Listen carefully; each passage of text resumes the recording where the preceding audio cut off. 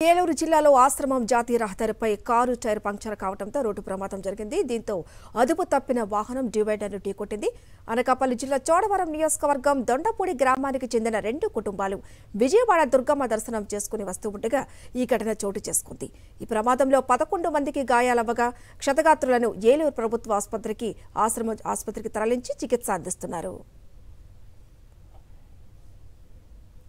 Car ప్రమాద ఘటనపై మరింత సమాచారం మా ప్రతినిధి రాజు అందిస్తారు.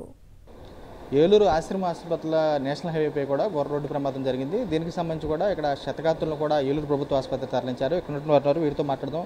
సార్ చెప్పండి, ఏం జరిగింది అసలు? ఏంటి అసలు ఎక్కడి నుంచి ఎక్కడికి వెళ్తాను? మీ గ్రామం ఏంటి? మాది దొండపూడి. రాత్రి 9 గంటలకు బయలుదేరి విజయవాడ యాత్రకి వెళ్ళాం దుర్గమ్మ గుడికి. తెల్లవారు 4 గంటలకు వెళ్ళి పొద్దున్న 6 అవుతాడికి దర్శనం చేసుకొని రిటర్న్ మళ్ళీ వస్తున్నాం.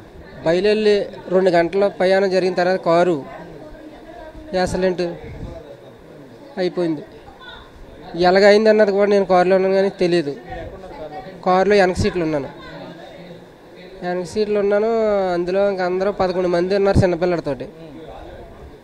ఎవరికి ఎలాగుందో నాకు సీట్ ఎరకని కాలు ఓడిపోతే బస్సు డ్రైవర్లు వచ్చి ఆ సీట్లు ఆగి బయలు తీశారు.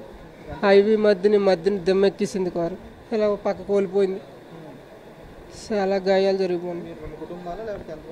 2 ఇళ్ళు కుటుంబం, బంధువు 2 ఇళ్ళు కుటుంబం. యాక్సిడెంట్కి సంబంధించి కూడా ప్రత్యక్ష సాక్షి కూడా ఉన్నారు. వీటికి సంబంధించి ఆసుపత్రికి తీసుకొచ్చిన వారు.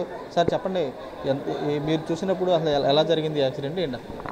నేషనల్ హైవేలో విజయవాడ నుంచి వెళ్తుంది. మేము అక్కడ దగ్గరలోనే పనిచేస్తున్నారు, అక్కడ ఉన్నాము. పెద్ద సౌండ్ వచ్చింది. ఏంటి సౌండ్ వచ్చేసరికి టైర్ పంక్చర్ అయిపోయింది. పంక్చర్ వెంటనే కంట్రోల్ తప్పిపోయింది. డివైడర్ని కొట్టిందనమాట. డివైడర్ని కొట్టి ఆ డివైడర్ మీద ఎక్కుంటూ అక్కడ ఏమైందంటే ఒక కరెంట్ పోల్ ఉంది, హైవే కరెంట్ పోల్. ఆ కరెంట్ పోల్కి గట్టిగా డాష్ ఇచ్చి అది ఆ పైన వెహికల్ కిందకి అడ్డం తిరిగిందనమాట. తిరిగి వెంటనే అక్కడ దగ్గర ఉన్న వాళ్ళందరూ పాపం వాళ్ళందరినీ తీసి బయట పెట్టడం అనేది జరిగింది. అంటే కారు మొత్తం జునుజ్జు అయిపోయింది. మొత్తం సుమారు చెంటబెడ్డితో 11 మంది దాకా ఉన్నారు. అందులో 5 మన 108 ద్వారా ఇక్కడ మన గవర్నమెంట్ హాస్పిటల్, ప్రభుత్వ హాస్పిటల్ ఏలూరు ఐసీలో పెట్టడం జరిగింది, ఎమర్జెన్సీ వార్డులోకి. అదే కొంతమంది ఉన్న 5 మన ఆశ్రమ హాస్పిటల్లో. ఆ చంటిబిడ్డ అయితే బాగా బ్లడ్ కారుతుంది ఆ టైంకి. వాళ్ళనేమో అక్కడ దగ్గరలో ఉన్నటువంటి ఆశ్రమ హాస్పిటల్లో వెళ్ళడం జరిగింది. అంటే 2 ఈయన ఇంకొక అమ్మాయి, 2 కొంచెం సేఫ్గా ఉన్నారు. ఉన్న వాళ్ళందరూ పాపం అంటే కాన్షియస్లో ఉన్నారు, కానీ అందరికీ కూడా బాగా గట్టిగా తగిలినాయి. కానీ అక్కడ మటుకు ఎవరికి ప్రాణాపాయం లేదు. అక్కడైతే మారుతి ఎర్టిగో ఇక్కడ అంతా వచ్చిన వెంటనే మన ప్రభుత్వ హాస్పిటల్లో ట్రీట్మెంట్ మొదలుపెట్టారు. అలాగే ఆశ్రమ హాస్పిటల్లో కూడా ట్రీట్మెంట్ మొదలుపెట్టారు. ప్రస్తుతం అందరూ కూడా కాన్షియస్లోనే ఉన్నారు. ఓకే.